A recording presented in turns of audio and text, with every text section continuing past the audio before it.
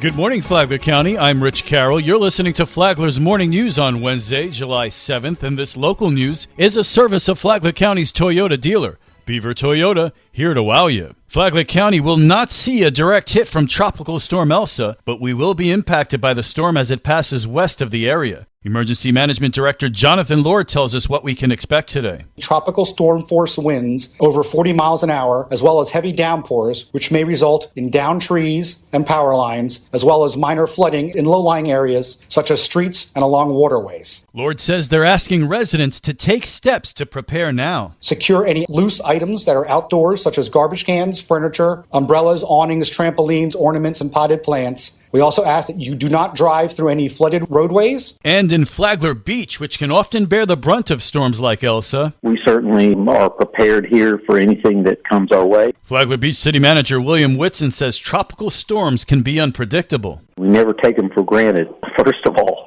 And second of all, you prepare for the worst and hope for the best. And our situation here is that we have been in constant contact with the EOC, and we have called an internal meeting of our staff, and we have plans in place in case they're needed. His best advice? Listen to public officials and emergency alerts. You can sign up for storm alerts in case any tornadoes are spawned by Elsa at flaglercounty.org/alertflagler.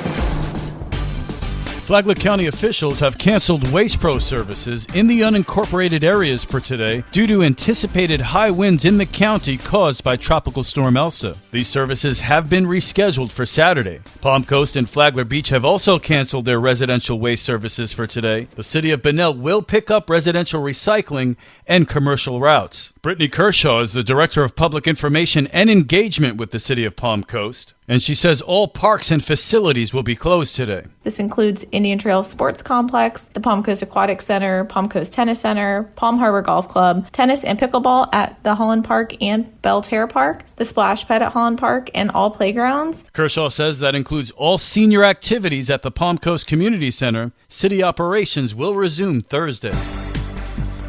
By closing that road, we'll be taking away my independence, my quality of life, to get to where I need to go very easily and simply. Residents like this woman fight to keep Slowway open in Palm Coast, saying it helps them get to the grocery store without navigating heavy traffic on Seminole Woods Parkway and Route 1. However, others like Jane Holly, who live on Slowway, want the road closed. She called it a safety issue. It allows construction traffic, heavy trucks, and it also allows a criminal element to come up from the south and gain easy access to Palm Coast and our street. They come through there at night, they make that turn, and they go down that county road like they're on a drag strip.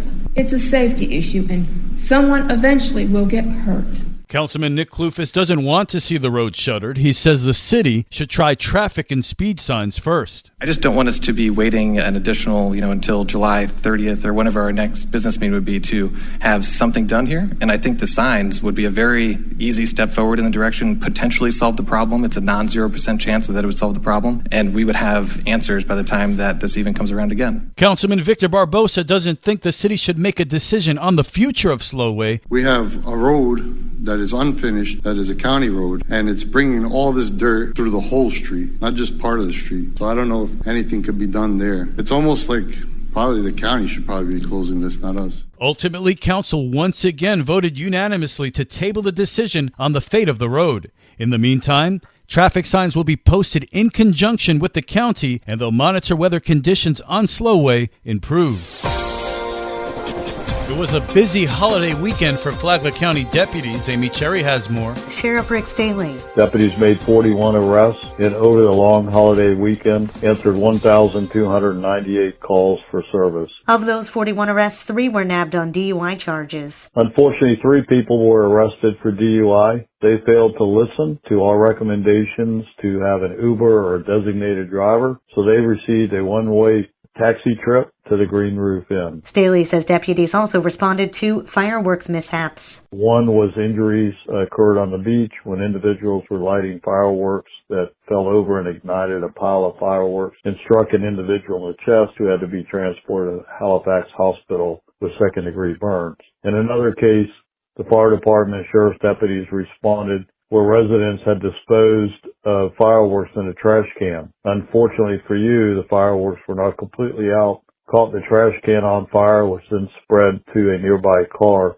which was fully engulfed. Marine patrols made multiple boat stops during the holiday weekend as well, but didn't make any arrests. From the WNZF Newsroom, I'm Amy Cherry.